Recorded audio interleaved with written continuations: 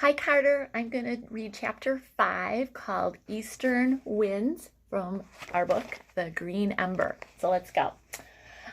I don't think King Jupiter's cause is picking berries, Heather said. She and Pickett had, as they had predicted, been ordered to make the trip into the West Wood and pick berries after breakfast. The stranger, who introduced herself as Lady Glen, had said little at breakfast. They ate quickly, feeling the unspoken urgency in the room. Lady Glen eyed them sternly throughout, but before they left on their errand, she gave Heather a quick smile.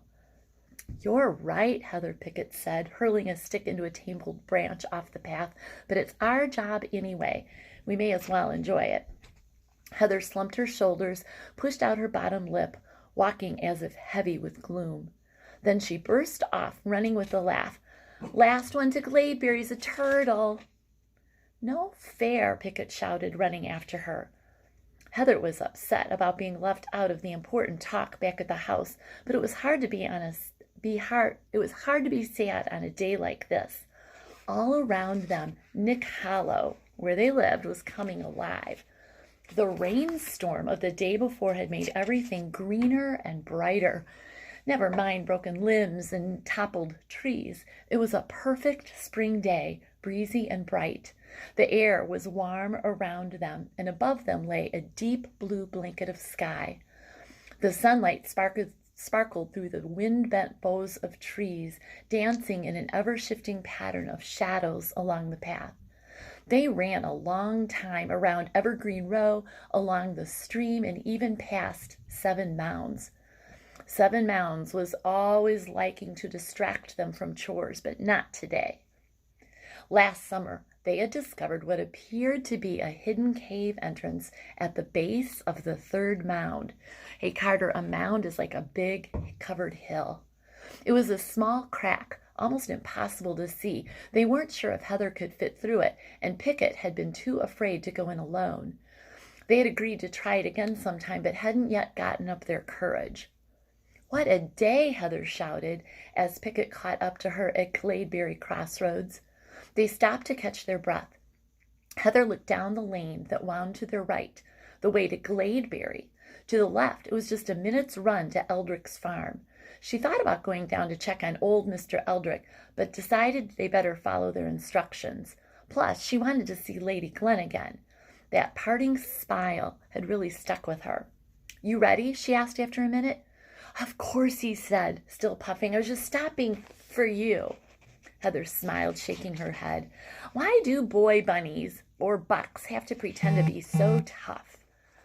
"All right," she said, clapping. "Let's—" A faint but soft scream came from the direction of Eldrick's farm. "Was that—" Pickett whispered, but Heather held up a hand to be silent. She waited, hoping they wouldn't hear it again. All she could hear was the beating of her own heart and Pickett's labored breathing. Another scream, this time louder and more urgent. There were more noises, voices gruff and insistent, followed by more screams. "The house!" Heather shouted, grabbing Pickett's arm. "Run!" She darted off back in the direction of their house, running hard. Pickett followed quickly, though they were both tired from their long run just a few moments before. They moved fast, Heather in the lead. Every terrible possibility flashed before her eyes as she ran. She imagined their old neighbor, Mr. Eldrick, being attacked by enormous hawks, talons razor sharp and beaks wide open. Then she imagined them attacking her home, baby Jack's mother and father. Father would know what to do. They had to get home. She noticed Pickett had lagged behind her, clutching his side. "We've got to move, Pickett," she screamed at him, stopping to let him catch up. Heather didn't know what to do. She considered running on ahead to warn her parents, but heard the insistent voice of Father inside her head saying, "Always stay with your brother." But was this different? "There's no time," she cried. "We can still make it in time to warn them if we hurry. Think of Jax." Pickett nodded gravely, and gasping for air, they launched into a full run once more. Heather smelled something awful. This day, which had been so bright and lovely just moments ago, felt suddenly heavy with doom. Even the sky seemed to darken and grow gray. The smell was worse now, burnt and foul, and the gray haze thickened above. Heather's foreboding grew. They raced past 7 Mounds and through Evergreen Row, worry filling their fast-beating hearts. They turned the last corner out of the West Wood, preparing to sprint across the meadow to their home. Heather skidded to a stop. She was not prepared for what she saw. Their elm tree home was on fire. Gray smoke pumped out of the upstairs and downstairs windows, spilled through the door to the porch, and gathered into the sky. Orange flames licked the higher branches and played at the edge of every opening. Heather barely stifled a scream. In the smoky haze, she saw large, black-dressed figures in the meadow. Wolves, she realized with amazement. Here? How? She was incredulous. She'd never seen a wolf, but recognized them from her reading and her parents' descriptions. These wolves were organized.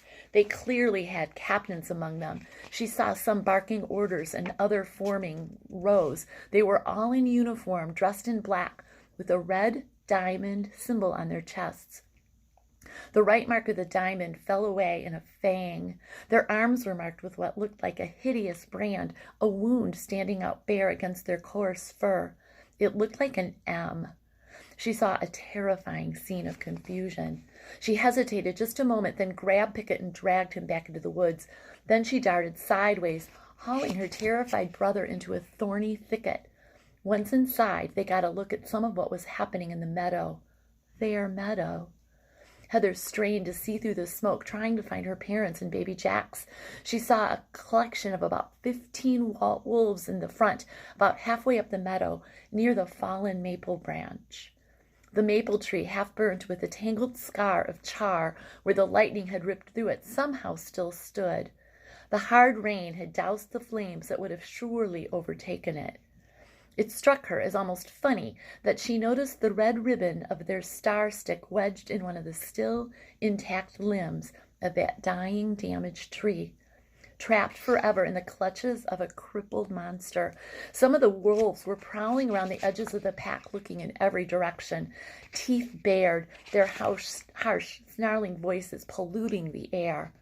Heather viewed them as a foul offense. They looked, she saw, with terror, very hungry. In hazy distance near the house, she could vaguely see what looked like a struggle. Here's a picture, Carter. See their tree on fire and the wolves surrounding it, and they're watching. She tried to make out the form darting around through the smoke and flames. Was that gray form Father? She strained her eyes. Pickett interrupted her focus, sobbing loudly. She pressed her hand over his mouth and shook him, finally lifting his chin to look in his eyes. She was stern and serious. "Not now, Pickett," she whispered. "Later. What would Father want?" Pickett nodded, raking his hand across his nose and sniffling. He took a deep breath. Heather gave him another stern look of confidence, nodding her head. Then she bowed her head, collecting herself to look again at the awful scene of her ruined home. She turned, then gaped in terror. 5 wolves were running straight at them. That's where the chapter ends. And so the next chapter that I'll read very soon is called Red Eye and Smoke. Hope you liked our reading time. I love you. Mwah.